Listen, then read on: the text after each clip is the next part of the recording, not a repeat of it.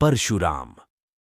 मर्यादा पुरुषोत्तम श्रीराम, जिनका सादर नमन करते हों, उन शस्त्रधारी और शास्त्रज्ञ भगवान परशुराम की महिमा का वर्णन शब्दों की सीमा में संभव नहीं। वे योग, वेद और नीति में निष्णात थे, तंत्र, कर्म तथा ब्रह्मास्त्र समेत विभिन्न दिव्यास्त्रों के संचालन में भी पारंगत थे, यानी जीवन और अध्यात्म की हर विधा के महारथी। विष्णु के छठे अवतार परशुराम पशुपति का तप कर परशुधारी बने और उन्होंने शस्त्र का प्रयोग कुप्रवृत्तियों का दमन करने के लिए किया। कुछ लोग कहते हैं परशुराम ने जाति विशेष का सदैव विरोध किया, लेकिन यह तार्किक सत्य नहीं।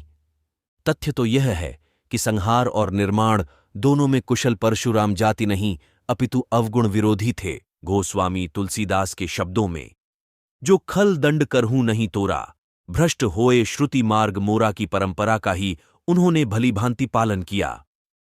परशुराम ने अर्षियों के सम्मान की पुनर्स्थापना के लिए शस्त्र उठाए।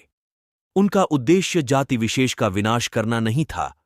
यदि ऐसा होता तो वे केवल हैहाई वंश को समूल नष्ट न करते। जनक, दशरथ आदि राजाओं का उन्होंने समुचित सम्मान किया।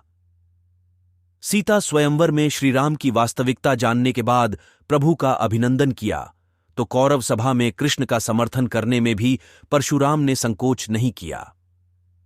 कर्ण को श्राप उन्होंने इसलिए नहीं दिया कि कुंती पुत्र किसी विशिष्ट जाति से संबंध रखते हैं, वरन असत्य वाचन करने के दंड स्वरूप कर्ण को सारी विद्या विस्मृत हो जाने का श्राप दिया था।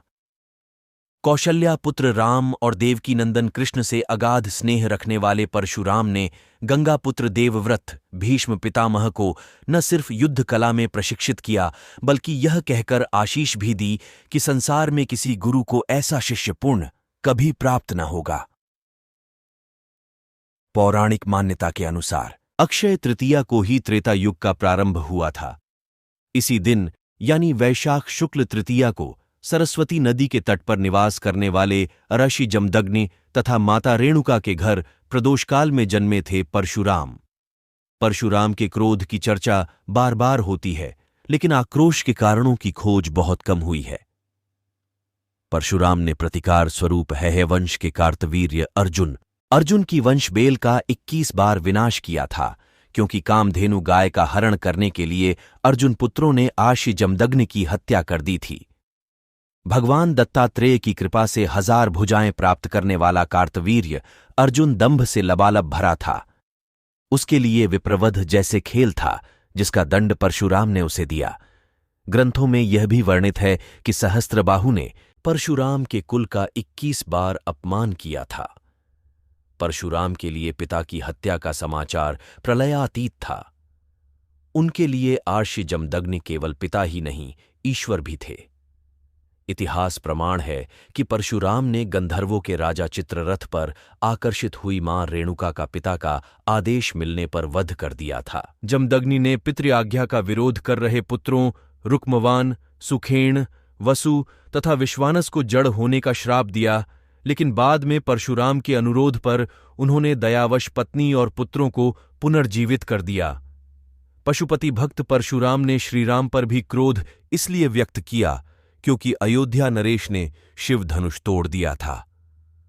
वाल्मीकि रामायण के बालकांड में संदर्भ है कि भगवान परशुराम ने वैष्णव धनुष पर शर संधान करने के लिए श्रीराम को कहा। जब वे इसमें सफल हुए, तब परशुराम ने भी समझ लिया कि विष्णु ने श्रीराम स्वरूप धारण किया है। परशुराम के क्रोध का सामना तो गणपति को भी करना पड़ा था। मंगलमूर्ति ने परशुराम को शिव दर्शन से रोक लिया था।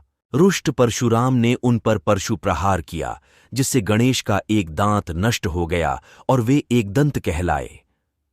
अश्वत्थामा, हनुमान और विभीषण की भांति प्रभुस्वरूप परशुराम के संबंध में भी यह बात मानी जाती है कि वे चिरंजीवी हैं। ऐसे ही और कहानियां सुनने के लिए हमारे चैनल को फॉलो और सब्सक्राइब करें। आप लोग लाइक नहीं करते, देखने के बाद एक लाइक जरूर करें।